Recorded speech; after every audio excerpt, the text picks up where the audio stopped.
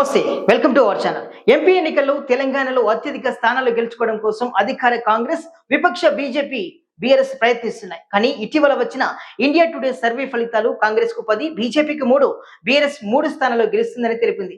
దీంతో కేసీఆర్, మోడీ వ్యూహం మార్చినట్లు తెలుస్తుంది. కేసీఆర్ ఎన్డీఏలో చేరడానికి ప్రయత్నాలైతే ముమ్మరం సాగిస్తున్నారు. ప్రస్తుతం బీఆర్ఎస్ నుంచి క్షేత్రస్థాయిలో వలసలు పెరుగుతున్నాయి. కాంగ్రెస్ లోకి పెద్ద ఎత్తున చేరికలు జరుగుతున్నాయి. ఆ వలసలను ఆపాలంటే బీజేపీతో పాటు పొత్తు పెట్టుకోవడం మంచిదని కూడా కేసీఆర్ భావిస్తున్నారని కూడా సమాచారం. అంతేకాదు కేంద్రంలో మరొకసారి బీజేపీ అధికారంలోకి వస్తుందని వాతావరణం అయితే కనిపిస్తుంది.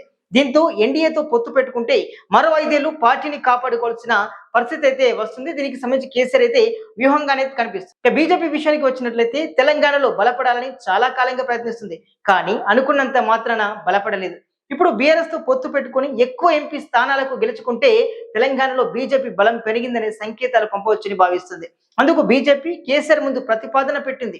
ప్రస్తుతం ఉన్న సిట్టింగ్ స్థానాలతో పాటు మరో 3 స్థానాలు కోరుతుందని తెలుస్తుంది. ఇటు ఆదిలాబాద్, కరీంనగర్, సికింద్రాబాద్, నిజామాబాద్ స్థానాలను గత ఎన్నికల్లో బీజేపీ గెలుచుకుంది. వాటితో పాటు చేవెళ్ల, జహీరాబాద్, మహబూబ్ నగర్ స్థానాలు కూడా అడుగుతుందట.